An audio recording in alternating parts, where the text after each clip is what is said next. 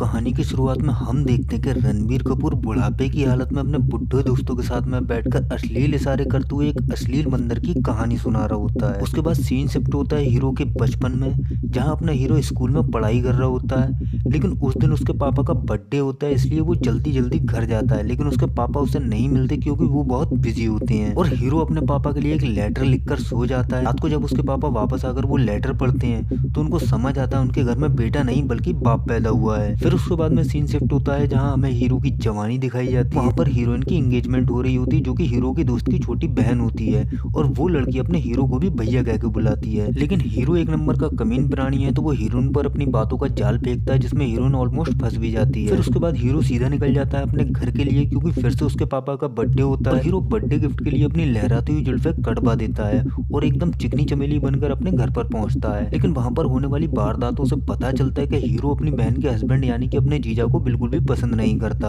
और उसके साथ में बदतमीजी कर देता है, जिससे उसकी बहन और बाप दोनों भड़क जाते हैं। और फिर से हीरो की स्कूल लाइफ का एक सीन दिखाया जाता है, जहां हीरो अपनी बड़ी बहन को छेड़ने वाले मजनू को कॉलेज में जाकर पेल देता है, जिसकी वजह से हीरो का बाप हीरो को पेल देता है और उसे पढ़ाई के लिए विदेश भेज देता है। और हीरो अपनी बहन को खुश करने के लिए अपने जीजा के पैर छूकर माफी मांग लेता है। लेकिन उसके बाद फिर से अपने पापा से बकचोदी करना शुरू कर देता है, जिसके बाद उसका बाप उसे बोलता है निकल, पहली फुर्सत में निकल। फिर हीरो अपना झोला डंडा लेकर वहां से जा ही रहा होता है, लेकिन हीरोइन अपनी एंगेजमेंट तोड़कर अपने भाई के साथ वहां पर आ जाती है और हीरो उसे लेकर अपने बाप के पास जाता है। लेकिन यहाँ उसका बाप उसको कोई भाव नहीं देता, जिससे हीरो को बहुत बेइज्जती फील होती है। और फिर वो हीरोइन को लेकर उसके घर जाता है। हीरोइन साउथ इंडियन फैमिली से होती है और हीरो पंजाबी फैमिली से, इसलिए उसकी भी फैमिली किचकिच कर रही होती है। लेकिन हीरो हीरोइन फुल बेशर्मी में सबके सामने ही चुम्मा चाटी करना शुरू कर देते हैं। फिर उसके बाद हीरो हीरोइन को लेकर अपना प्राइवेट जेट में जाता है, जहाँ पहले ये लोग सुहागरात मनाते हैं और बाद में बर्फीले इलाके में जाकर शादी कर लेते हैं और फिर से अपने जेट में जाकर कार्यक्रम करने लगते हैं। फिर उसके बाद में अगले सीन में हीरो की एंट्री होती है, तो लुक एकदम चेंज हो गया होता है। उसके साथ में 10-12 मुस्टंडे भी होते हैं। हीरो एक कॉन्फ्रेंस में जाता है, जहाँ पर उसका जीजा भी मौजूद होता है और इतनी बेरहमी से अपने जीजा को मारता है, जिसे देखकर वहाँ कई लोगों का सूसू निकल जाता है। तो उसके बाद में हीरो अपने घर जाता है और थोड़ी देर के कंफ्यूजन के बाद हमको समझ आता है कि हीरो के बाप को किसी ने गोली मार दी थी, जिसकी वजह से हीरो अपनी बीवी और 2 बच्चों को लेकर वापस अपने घर आता है। लेकिन यहाँ पर सब कुछ उसका जीजा कंट्रोल कर रहा होता है और वो हीरो को उसके बाप से नहीं मिलने देता। लेकिन फिर किसी तरह हीरो अपने बाप से मिलता है और उस पे हुए हमले की कहानी सुनता है और पता लगाने की कोशिश करता है कि उसके बाप पर हमला करवाने के पीछे किसका हाथ है। हीरो अपनी कंपनी के वर्कर्स के सामने जाकर खतरनाक स्पीच देता है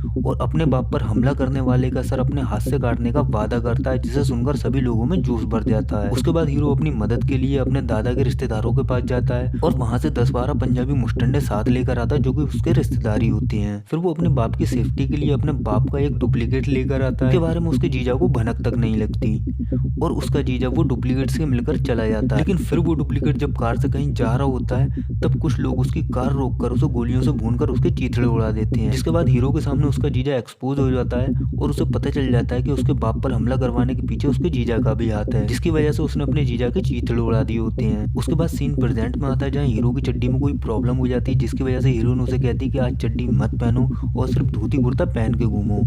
हीरो धोती कुर्ता पहनकर अपने होटल जाता है, जहाँ पर उसने अपने लिए हथियार मंगवाए होते हैं। लेकिन जो डीलर हथियार लेकर आया हुआ होता है, वो उसे बताता है कि हथियार इतने खतरनाक हैं जिन्हें चलाने के लिए टाइट अंडरवियर और हेडफोन लगाना जरूरी है। और उसी टाइम पर उसके होटल पर हमला हो जाता है, लेकिन अपने हीरो ने अंडरवियर नहीं पहनी होती, जिसकी वजह से वो उसी डीलर का कच्छा उतरवा कर पहन लेता है और हेडफोन लगाकर अपनी टीम के साथ में सबको गोलियों से भून देता है। हीरो और उसके दोस्त सबको निपटाकर अपनी मरहम पट्टी कर ही रहे होते हैं, तभी वहां पर मास्क पहने हुए और भी लोग आ जाते हैं। हीरो कुल्हाड़ी लेकर अकेला ही सबको काटने लगता है और उसकी बाकी टीम उसको मोटिवेट करने के लिए बैकग्राउंड में पंजाबी सॉन्ग गा रही होती है। लेकिन उन सबको मारने के बाद पता चलता है कि हथियारों के साथ में वहां पर 200 लोग और भी आ रहे हैं। तभी हीरो वो हथियार निकालता है जो उसने स्पेशली डिजाइन करके बनवाया था और उसको गन कहूँ या तोप, जिसमें से एक बार में सैकड़ों बुलेट निकलती हैं, जो कि एक बाइक टाइप की होती है, जिसपे बैठकर हीरो घूम घूम कर सबको भून देता है। लेकिन उनमें से एक चतुर विलन लाशों के बीच में लेट जाता है और हीरो जब सबको निपटाकर गन से नीचे उतरता है तो वो हीरो को गोली मार देता है। लेकिन हीरो की टीम आकर उसे पीछे से गोली मारती है और वो अपने घुटनों पर आ जाता है। फिर उसके फोन पर किसी की कॉल आती है और वहां पर पहली बार हीरो अपना नाम बताता है और उसका नाम होता है रणविजय सिंह बलबीर। और हीरो फिर उस विलन को ठोककर वहीं पर ढेर हो जाता है। उसके बाद सीन शिफ्ट होता है, जहाँ पर हीरो हॉस्पिटल में होता है। डॉक्टर बताती है कि उसको 6 गोलियां लगी हैं और उसका हार्ट भी डैमेज हो गया है। लेकिन फिर पता चलता है कि होटल में होने वाली गोलीबारी और बम धमाकों की वजह से हीरो बहरा भी हो गया है। फिर कुछ दिनों के बाद हीरो को घर ले आते हैं और डॉक्टर वहां पर उससे कुछ चीजें समझा रही होती है, लेकिन हीरो जो एक नंबर का बकचोद आदमी है, किसी की एक नहीं सुनता, बस अपनी ही पेलता रहता है। और फिर यहाँ पर बहुत ही ज्यादा बोरियत का सामना करना पड़ता है ऑडियंस को, क्योंकि काफी देर के लिए फिल्म बहुत स्लो हो जाती है, जहाँ पर हर सीन में हीरो और उसकी वाइफ के बीच में होने वाली प्रॉब्लम्स को दिखाया जाता है। जहाँ पे हीरो मोटो हो गया है, पेट निकल आया है, देखने में लगता है ऑलमोस्ट पागल भी हो गया है, कानों में सुनने वाली मशीन लगाकर काम चलाना पड़ता है और वो सारा दिन बस सिगरेट ही पीता रहता है। और उसके बाद फिर सीन शिफ्ट होता है और हमें दिखाया जाता है फिल्म का मेन विलन अबरार, जिसकी शादी हो रही होती है।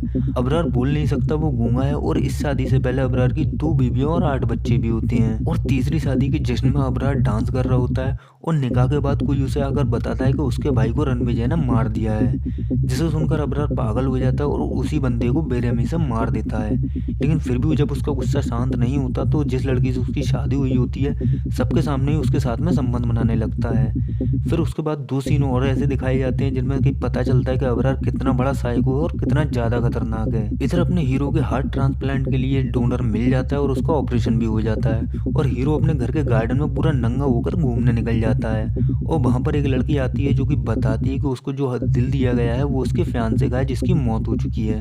फिर हीरो उस लड़की को अपने दादा के घर में रखवा देता है और उससे मिलने जाता है। और यहाँ पर फिर से फिल्म बहुत ही बोरिंग हो जाती है, क्योंकि काफी देर के लिए हीरो और उस लड़की के बीच में रोमांस दिखाया जाता है। हीरो अपने घर नहीं जाता, अपनी वाइफ को बिल्कुल ही भूल जाता है उस लड़की के लिए। फिर एक दिन हीरो उस लड़की के लिए नई कार मंगवाता है, लेकिन उस कार में ब्लास्ट हो जाता है। तभी वो लड़की रोते हुए हीरो के सामने कन्फेस करती है कि उसको अबरार ने भेजा था उसके पास, क्योंकि अबरार एक बंदे की सर्जरी करवा कर उसको बिल्कुल रणविजय जैसे दिखने वाला बना रहा है, ताकि जब रणविजय इस लड़की के साथ हो तो वो रणविजय की हमशक्ल उसकी घर जाकर उसकी फैमिली को मार सके। उसके बाद हीरो कहता है कि उसे पहली बार में ही डाउट हो गया था और विलन का प्लान जानने के लिए ही उसने उस लड़की के साथ में प्यार करने का नाटक किया था। फिर घर जाकर रणविजय सारी बात अपने पापा और दादा को बताता है। तब पता चलता है कि अबरार भी उन्हीं की फैमिली का है। रणविजय के दादा के 3 भाई थे, जिनमें से एक विदेश चला गया तो उनके साथ में गद्दारी कर गए। फिर उसके बेटे ने अपना धर्म चेंज करके 3 शादियां की थी और अबरार उसी का बेटा है और रणविजय का भाई है। रणविजय अपनी वाइफ के पास जाता है और उसके सामने कन्फेस करता है कि वो दूसरी लड़की के साथ में रहा था और वो सब कुछ उसके साथ में किया जो अपनी वाइफ के साथ करता था। और यहाँ पर उसकी वाइफ की शानदार ओवर एक्टिंग देखने को मिलती है। यहाँ पर रणविजय उसकी ओवर एक्टिंग से इरिटेट होकर घर के अंदर ही गोली चला देता है।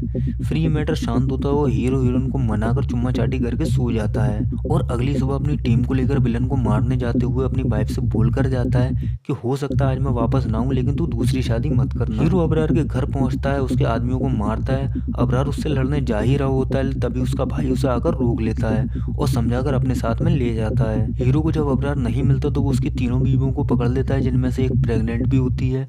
फिर वो उसे बताती है कि अबरार कहाँ मिलेगा। अबरार अपने भाई के साथ में जट से जाने ही वाला होता है, लेकिन तभी वहां रणविजय पहुंचकर अपने साथियों से कहता है कि आज मर भी जाऊं तो अभी कोई गोली नहीं चलाएगा, क्योंकि इसे सिर्फ मैं ही मारूंगा। और फिर इन दोनों गूंगे बहरे के बीच में बहुत ही देर तक फाइट होती है और लास्ट में हीरो विलन को माफ करने का बोलते हुए कहता है कि तू वादा कर दोबारा मेरे पापा को मारने की कोशिश नहीं करेगा। लेकिन अबरार पक्का हरामी होता है और वो हीरो के सामने एक अश्लील इशारा करता है और फिर मजबूरी में इमोशनल होते हुए रणविजय उसका गला काट देता है। फिर रणविजय खून में लथपथ होकर अपने घर जाता है और अपने बाप को बताता है कि उसने उसे मार दिया है, जिसके बाद बाप बेटे का काफी इमोशनल सीन भी दिखाया जाता है। इधर हीरो की वाइफ भी अपने बच्चों को साथ लेकर हीरो को छोड़कर जा रही होती है, लेकिन उसके बेटी की वजह से नहीं जा पाती, क्योंकि हीरो का बेटा भी अपने बाप से बहुत ज्यादा प्यार करता है। फिर फिल्म का एंड होने के बाद क्रेडिट सीन में हम रणविजय का वो डुप्लीकेट देखने को मिलता है जिसको अबरार ने बनवाया था। उसकी गिरफ्त में रणविजय के 2 साथी होते हैं जिनको वो बहुत ही बेरहमी से मार देता है। और फिल्म के अगले पार्ट एनिमल पार्क के अनाउंसमेंट के साथ फिल्म यहाँ पर खत्म हो जाती है। आपको ये फिल्म कैसी लगी कमेंट्स करके ज़रूर बताना और ऐसी ही मज़ेदार वीडियोस के लिए हमारे चैनल को सब्सक्राइब करें। मैं मिलता हूँ आपसे अगली वीडियो में, तब तक के लिए धन्यवाद।